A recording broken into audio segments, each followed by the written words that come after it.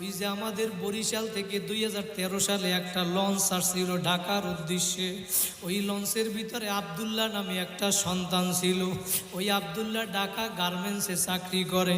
ওর বাবা ছিল না, ছেলেটা ছিল এতিম, মা ছিল অসুস্থ।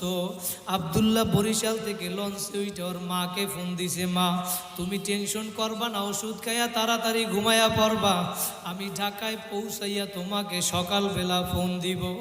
সন্তান যখন বাহিরে যায়, তুমি যতই বলো না কেন মায়ের মন মানে না। কারণ দুনিয়ার ভিতরে তোমারে যদি একজন ভালোবাসে স্বার্থ ছাড়া, সে হইল তোমার আমার মা। কথা বলেন ঠিক কিনা? কার মা নাই চোখের পানি ফালাও। ওই মা আব্দুল্লাহর লঞ্চ যখন পদ্মা নদীর ভিতরে আসলো, পদ্মা নদীর ভিতরে ঝড় তুফান শুরু হইয়া গেল। বাইরা মিথ্যা না সত্য ঘটনা পত্রিকার পর্যন্ত দিয়েছে। ওই লঞ্চের ভিতরে তুফান শুরু হওয়ার পর মায়ের মনটা কেমন জানি ছটফট করে। সন্তান মারে ফোন দিয়া বলে, মা আমি তুফানে পড়ছি সেইটা বলে না, বলে আমি ঢাকায় গিয়া তোমারে ফোন দিব, তুমি ওষুধ খাইয়া তাড়াতাড়ি ঘুমাইয়া পড়ো। রাত্রবেলা মা ওষুধ খাইয়া খাবার খাইয়া যখন বিছানায় শুইতে যাবে, মা রিমোটটা নিয়ে টিভি ছাড়ছে খবর দেখার জন্য।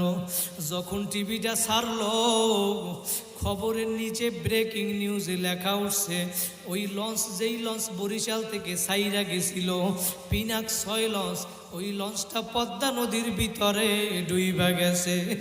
মা একটা চিৎকার দিয়া বলে, আব্দুল্লাহ, ওই লঞ্চের ভিতরে তো আমার সন্তান আব্দুল্লাহ আছে, ছেলে যদি বিপদে পড়ে আগে জানে কে? মা এখন চিৎকার দিয়া বলে, আব্দুল্লাহর মোবাইলে এখন ফোন দেয়, ফোন রিসিভ হয় না। ফোন বাজে কিন্তু ফোন রিসিভ হয় না, একবার দুইবার তিনবার। মায়ের মন মানে না, সন্তান আব্দুল্লাহর ফোন আর রিসিভ হয় না। একদিন 2 দিন হইয়া গেল। পরের 2 দিন পরে ওই পদ্মা নদীর ভিতর থেকে লঞ্চ উঠানো হইল। লাশের পরে লাশের মিছিল শুরু হইয়া গেল। পদ্মা নদীর পাশে লাশ আর লাশ। একদিন 2 দিন আব্দুল্লাহর জবান থেকে মা ডাক শুনে না।